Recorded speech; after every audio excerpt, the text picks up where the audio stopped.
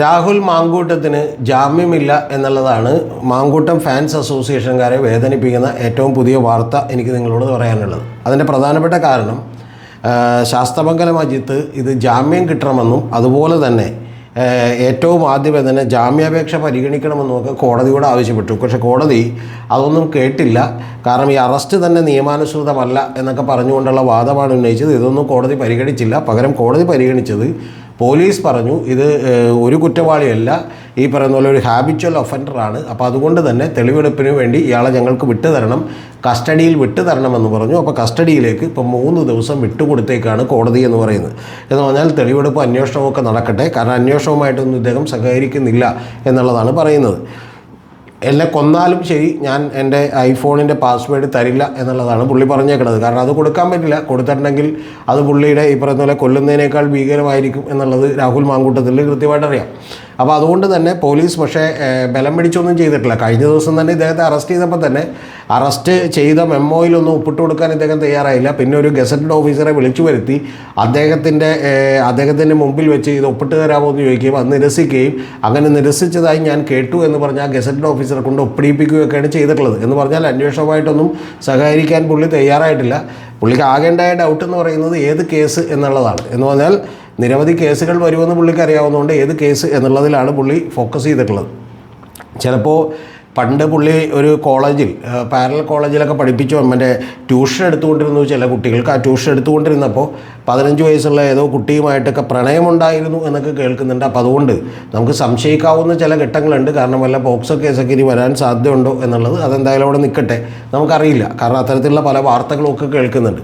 അതൊക്കെ വരാനുള്ള സാധ്യതകളൊന്നും നമുക്ക് തള്ളിക്കളയാൻ പറ്റില്ല. അപ്പോൾ അത്തരത്തിലുള്ള കാര്യങ്ങൾ നിൽക്കുകയാണ്. ഇപ്പോൾ ഏറ്റവും പ്രധാനപ്പെട്ട കാര്യം ഞാൻ ഇന്നലെ പറഞ്ഞതുപോലെ പോലീസാണ് വലിയ വിഷമപ്രദത്തിൽ അയക്കുന്നത്. കാരണം ഇദ്ദേഹത്തെ തിരുവല്ലയിൽ കൊണ്ടുപോയി 3 ദിവസം കൊണ്ട് തിരുവല്ലയിൽ കൊണ്ടുപോയി ഹോട്ടലിൽ ഇദ്ദേഹം മുറിയെടുത്ത ആ ഹോട്ടലിൽ, അതായത് ഇദ്ദേഹം മറ്റേ ആ പെൺകുട്ടിയെ കൊണ്ട് മുറിയെടുപ്പിച്ച ഹോട്ടലിൽ പോയി തെളിവ് എടുക്കണം. കൂടാതെ പാലക്കാട് കൊണ്ടുപോയി ചില ഇലക്ട്രോണിക് ഗാഡ്ജറ്റുകൾ കൂടി മേടിക്കണം. ഇത് ഓരോ മിനിറ്റിലും മൂവ് ചെയ്യാനായിട്ട് ഏതാണ്ട് ഒരു 100 പോലീസുകാരെങ്കിലും വേണ്ടി വരും, അല്ലെങ്കിൽ അവർ വല്ല ഹെലികോപ്റ്റർ മേടിക്കേണ്ടി വരും. കാരണം എന്താണെന്ന് വെച്ചിട്ടുണ്ടെങ്കിൽ അത്ര വലിയ പ്രതിഷേധമാണ് ഈ രാഹുൽ മാങ്കൂട്ടത്തിൽ കൊണ്ടുപോകുന്ന ഇറക്കുന്ന സ്ഥലങ്ങളിലെല്ലാം തന്നെ അനുഭവപ്പെടുന്നത്. അപ്പോൾ ഇതിൽ ഏറ്റവും പ്രധാനപ്പെട്ട കാര്യം എന്ന് പറയുന്നത് ഇദ്ദേഹം ഈ മറ്റേ ഫോണിൻ്റെ പാസ്വേഡ് കൊടുക്കാൻ തയ്യാറായിട്ടില്ല. നമ്മൾ ഓർക്കുന്നുണ്ടാവും ദിലീപിൻ്റെ കേസിലൊക്കെ ഇതുപോലെ തന്നെ പ്രധാനപ്പെട്ട ഫോണിൻ്റെ പാസ്വേഡ് കൊടുക്കാൻ തയ്യാറാകാതിരിക്കുകയും കുറേ കഴിഞ്ഞ് മാത്രം അത് കണ്ടെത്തുകയും ചെയ്തതിൻ്റെ ദുരന്തമൊക്കെ എന്താണെന്ന് അറിയാം. അപ്പോൾ ഏതാണ്ട് അതേപോലെ തന്നെ ഒരു സിറ്റുവേഷനിലേക്കാണ് ഇവിടെയും നീളുന്നത്. കൂടാതെ ഇത് കൂടാതെ അദ്ദേഹത്തിൻ്റെ കയ്യിലുള്ള ഐപാഡും അതുപോലെ തന്നെ ടാബ്ലറ്റും അതുപോലെ തന്നെ ലാപ്ടോപ്പും അടക്കം പരിശോധിക്കാൻ വേണ്ടി തയ്യാറാകുന്നുണ്ട്. പക്ഷേ ഇദ്ദേഹത്തിൻ്റെ അനുയായികൾ അത് ചിലപ്പോൾ എടുത്ത് മാറ്റാനോ അതൊക്കെ എറേസ് ചെയ്യാനോ ഒക്കെയുള്ള സാധ്യതകളുണ്ട് എന്നുള്ളത് നമ്മൾ തള്ളിക്കറിഞ്ഞുകൂടാ. യഥാർത്ഥത്തിൽ ഇദ്ദേഹം ഇങ്ങനെ കസ്റ്റഡി ഇൻട്രോഗേഷന് വിധേയമാകുമ്പോൾ ഈ 3 ദിവസവും ഉറക്കമില്ലാത്ത ചില നേതാക്കളുണ്ടാകും എന്നുള്ളത് കൂടി നിങ്ങളൊന്ന് ആലോചിക്കണം. ആ നേതാക്കൾക്കുമൊക്കെ ഇത് വലിയ പാരയായിട്ട് വന്നേക്കാണ്. കാരണം അവരാണ് ഈ ഒരാവശ്യവുമില്ലാതെ പത്തനംതിട്ടയിലുള്ള ഒരാളെ പാലക്കാട്ട് തന്നെ മത്സരിക്കാൻ നിരവധി ആളുകളുണ്ടായിരുന്നു. ഇപ്പോൾ തങ്കപ്പൻ DCC പ്രസിഡന്റ്, അദ്ദേഹം മത്സരിച്ച് അവിടെ ജയിച്ചേനെ. അതുപോലെ മറ്റാരെങ്കിലും മത്സരിച്ചാലും ജയിച്ചാലും ഇനി മത്സരിക്കാൻ സീറ്റ് കൊടുക്കാത്തതുകൊണ്ടാണല്ലോ നമ്മുടെ പാവം സരിൻ എന്ത് ചെയ്തത് അവിടെ നിന്ന് വിട്ടുപോയത്. സരിനെയൊക്കെ ഞാൻ ഒരുപാട് കളിയാക്കിയിട്ടുണ്ട്. ഞാനിപ്പോൾ അതിൽ ഖേദിക്കുന്നു. കാരണം സരിൻ അന്ന് എന്ത് ചെയ്തു വിട്ടുപോയതും സരിന് ഈ പറഞ്ഞ പോലെ അന്ന് തന്നെ ഇത്തരത്തിലുള്ള ആരോപണങ്ങളുണ്ടെന്നും ഇത്തരത്തിലുള്ള ഒരാളെ സ്ഥാനാർത്ഥിയാക്കാൻ കഴിയില്ല എന്നുമൊക്കെയുള്ള ചില വിമർശനങ്ങളൊക്കെ ഉയർത്തിയിരുന്നു. പക്ഷേ ഈ ഗ്രാവിറ്റിയിൽ ഇത്തരം കാര്യങ്ങളൊന്നും പുറത്തു വന്നില്ല. അവിടെ ഇവിടെയൊക്കെ പറഞ്ഞു കേൾക്കലും ഇദ്ദേഹം ഗൂഗിൾ പേ വഴി മെസ്സേജ് അയക്കലും ഒക്കെ എന്ത് ചെയ്തിരുന്നു നമ്മൾ അറിയാമായിരുന്നു. പക്ഷേ ഇത്രയും ഗ്രാവിറ്റി ഉണ്ടാകും എന്നുള്ളത് പറഞ്ഞില്ല. നമ്മൾ ചെറിയൊരു ഞരമ്പ് എന്നുള്ള നിലക്കാണ് ഉദ്ദേശിച്ചത്. ഒരു സൈക്കോ ക്രിമിനലാണ് എന്നുള്ളത് പിന്നീടാണ് എന്ത് ചെയ്തത് മനസ്സിലായിട്ടുള്ളത്. ഇദ്ദേഹത്തെ ആളുകൾ തന്നെ വിശേഷിപ്പിച്ചിരുന്നത് ചാറ്റർജി എന്നാണ്. ഇതിൻ്റെയൊക്കെ ഒരു ആദ്യഘട്ടം നിങ്ങൾ ഓർക്കുന്നുണ്ടാവുമല്ലോ.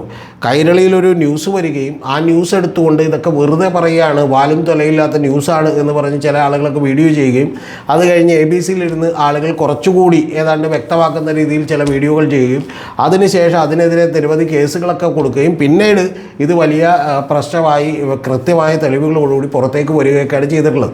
അപ്പോൾ എന്താണെങ്കിലും കുറച്ച് പേർക്ക് ഉറക്കം നഷ്ടപ്പെട്ടു. അല്ലെങ്കിൽ തന്നെ വലിയ തോതിൽ ഇമേജ് ഉണ്ടായിരുന്ന പലരുടെയും ഇമേജ് തകർന്നുകൊണ്ടിരിക്കുകയാണ്. ഇപ്പോൾ ഷാഫി പറമ്പിൽ നല്ല ഇമേജ് ഉണ്ടായിരുന്ന ഒരാളാണ്.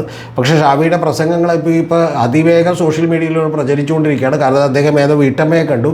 അപ്പോൾ വീട്ടമ്മ പറഞ്ഞു, നിങ്ങൾ പോയതിൻ്റെ വിഷമമൊക്കെ ഞങ്ങൾക്കുണ്ടായി, ഉണ്ടായിരുന്നു പാലക്കാട് നിന്നും, പക്ഷേ അതിനേക്കാൾ ഗംഭീരനായിട്ടുള്ള ഒരാളെയാണല്ലോ ഇപ്പോൾ ഞങ്ങൾക്ക് കിട്ടിയത് എന്നവർ പറഞ്ഞു എന്നാണ് പറയുന്നത്. പിന്നെ അദ്ദേഹം പറയുന്ന മറ്റൊരു വാചകം, ഇതൊരു ഫ്യൂച്ചർ ഇൻവെസ്റ്റ്മെൻ്റ് ആയിരിക്കും പാലക്കാട്ടുകാർക്ക്. പാലക്കാട്ടിൽ ഒരു കാരണവശാലും എന്ത് ചെയ്യേണ്ടി വരില്ല, അവർക്ക് തലകുനിക്കേണ്ടി വരില്ല ഇദ്ദേഹം MLA ആയതിൻ്റെ പേരിൽ എന്നുള്ളത്. പിന്നെ ഈ രാഹുൽ മാങ്കൂട്ടത്തിലെ കുറേ വാചകവടിയൊക്കെ നമ്മൾ കേൾക്കുന്നുണ്ട്.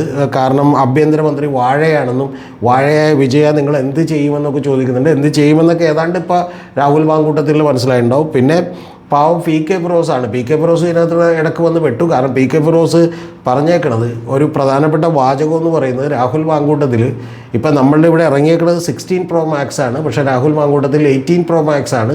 അതായത് ഇവിടെ ഇറങ്ങിയിട്ടുള്ള ടെക്നോളജിയേക്കാൾ ഏറ്റവും അഡ്വാൻസ്ഡ് ആയിട്ടുള്ള ടെക്നോളജിയാണ്. അപ്പോൾ അതിനെക്കുറിച്ചൊക്കെ ഏതാണ്ട് ജനങ്ങൾക്ക് ഇപ്പോൾ ബോധ്യമായി കഴിഞ്ഞു.